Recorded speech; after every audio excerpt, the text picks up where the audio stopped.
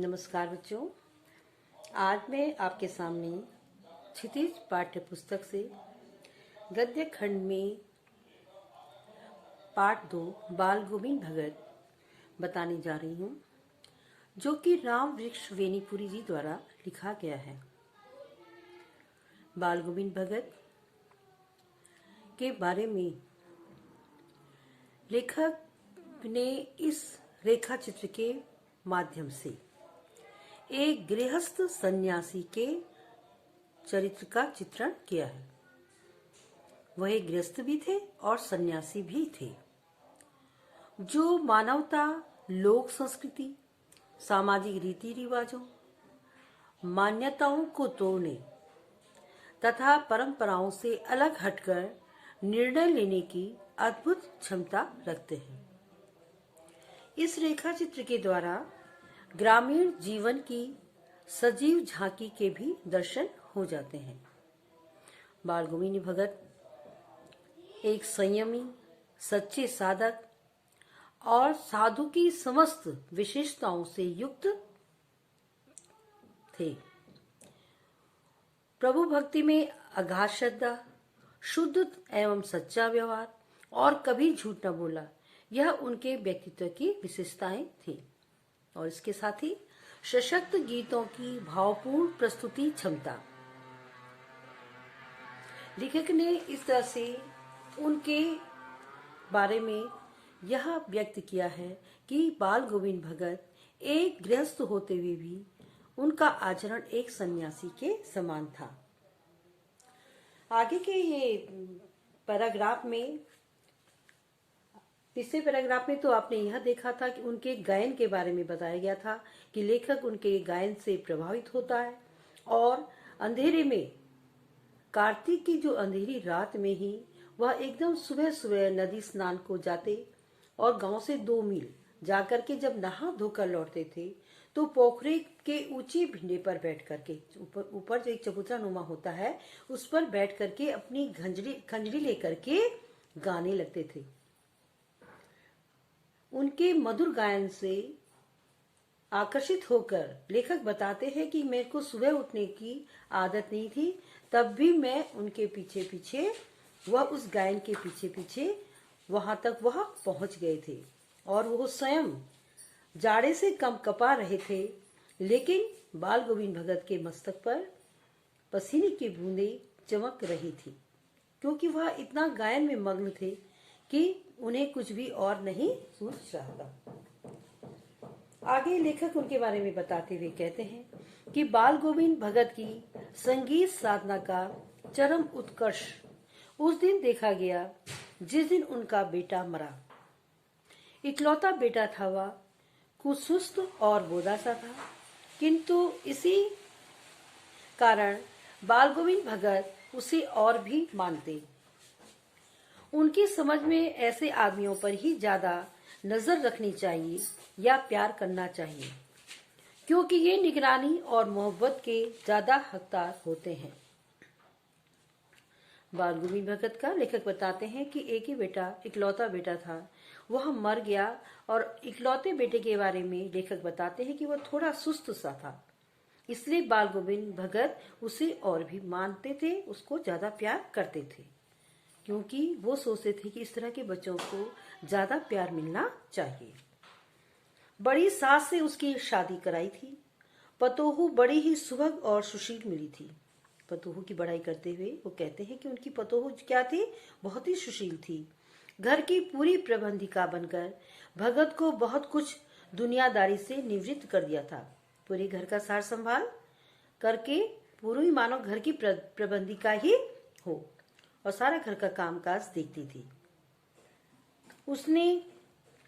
उनका बेटा बीमार है, इसकी खबर रखने की लोगों को कहाँ फुर्सत।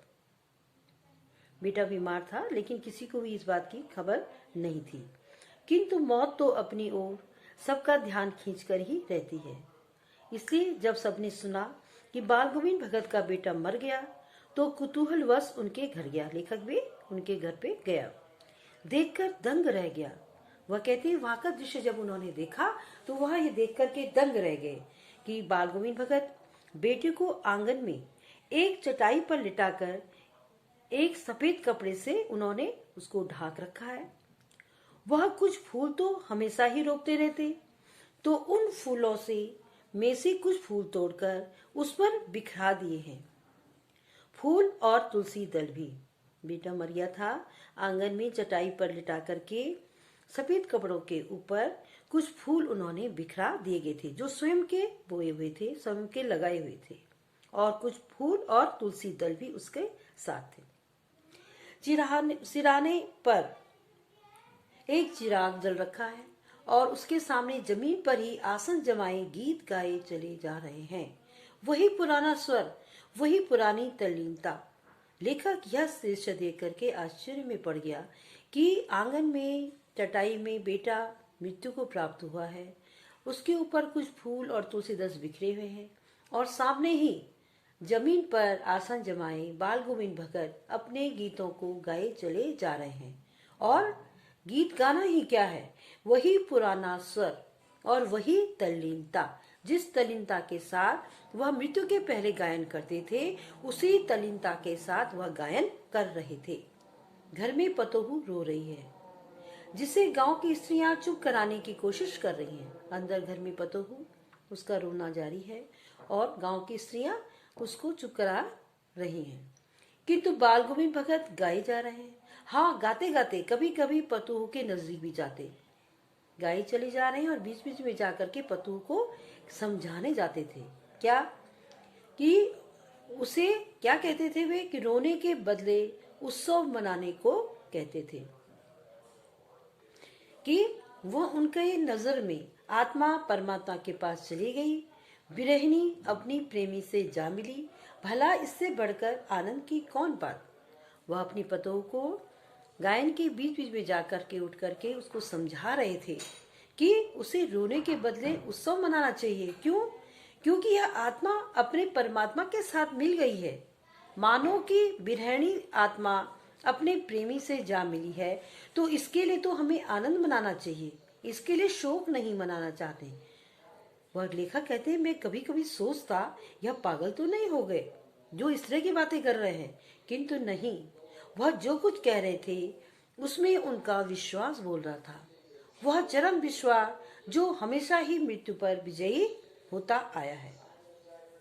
वो कह रही हैं कि वह उनका विश्वास था, उनकी अंतर आत्मा में यह विचारधारा थी कि आत्मा, जो हमारी आत्मा है, वह परमात्मा के साथ मिली हुई है, और परमात्मा के साथ मिलने के कारण एक विरहिणी मानो अपने प्रेमी से जाकर के मिली है। इसलिए इस मिलन के लिए हमें शोक नहीं करना चाहिए, आनंदित ही होना चाहिए, इसलिए इसके लिए रो नहीं। सभी लोग उनको इन शरीर की बातों से उनको पागल ही समझ रहे थे। लेखक उनके बारे में यही कहना चाह रहे हैं कि उन्होंने उनका विश्वास क्या था, यह सब बोल रहा था। उनके मन में जो चरम विश्वास था, वह यह सब बातें कर रहे थे। उसके आगे बेटे के क्रियाकर्म में तूल नहीं दिया, पतोही से आग दिलाई उसकी। इसके साथ ही साथ एक सामाजिक बहुत बड़ा परिवर्तन उन्होंने यह किया कि बेटे का जो क्रियाकर्म कराया वह पतोह के द्वारा करवाया, और जो ही शादी की अवधि पूरी हो गई, पतोह के भाई को बुलाकर उसके साथ कर दिया। शादी अवधि पूरे होने पर पतोह के भाई को बुलाकर उसके साथ कर दिया, और यह कहा कि इसकी दूसरी शादी कर देना। इधर पतोह रो रो कर कहती, मैं चली जाऊंगी तो बुढ़ापे में कौन आपके लिए भोजन बनाएगा, बीमार पड़े तो कौन एक चुल्लू पानी दे देगा। मैं पैर पड़ती हूँ, मुझे अपने चरणों से अलग नहीं कीजिए। पतोह क्या है, पतोह जो कि पूरे घर का सार संभाल करती थी, वह उनको छोड़ करके नहीं जाना चाहती थी।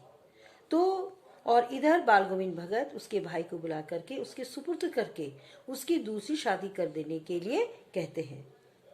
लेकिन पतोह बार बार कि मेरे जाने के बाद बुढ़ापे में आपका देखरेख कौन करेगा, बीमार पड़ेंगे तो कौन पानी देने वाला है, यह सब कह करके वह उनके पैरों में पड़ती है कि मुझे अपने से अलग मत कीजिए। लेकिन भगत का निर्णय अटल था, तू जा, नहीं तो मैं इस घर को छोड़कर चल दूंगा।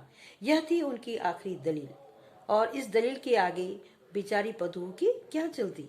जब उन्होंने अंत में ये कह दिया कि अगर तुम नहीं जाओगी तो मैं ही ये घर छोड़कर चला जाऊंगा, तो पतोहू को विवश होना पड़ा।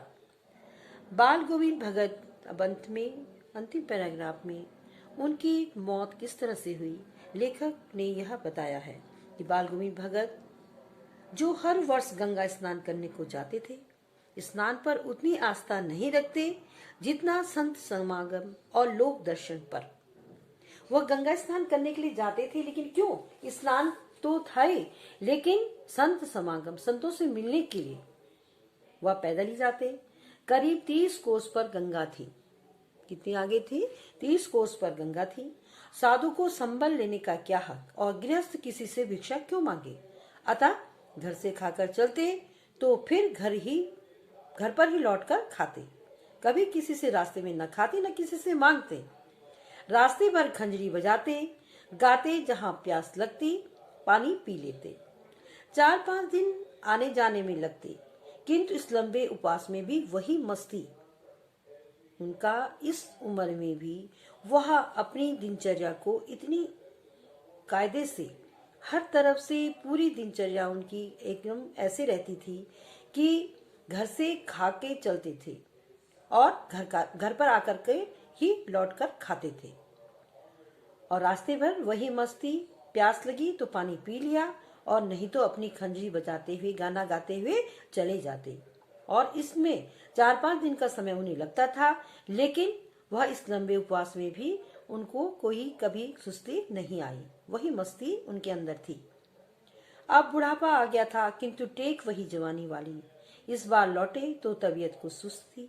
खाने पीने के बाद भी तबीयत नहीं सुधरी, थोड़ा बुखार आने लगा।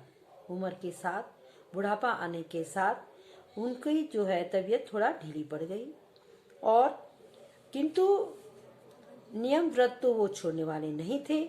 तो वही दोनों समय का उनका गाना, स्नान, ध्यान और खेती बाड़ी देखना, जो दिनचर्या थी उसमें कोई भी बदलाव नहीं आया। लोगों ने उनसे नहाने धोने से मना किया, आराम करने को कहा, किंतु वे हंसकर टाल देते रहे। उस दिन भी उन्होंने संध्या में गीत गाए, किंतु मालूम होता कि जैसे तागा टूट गया हो।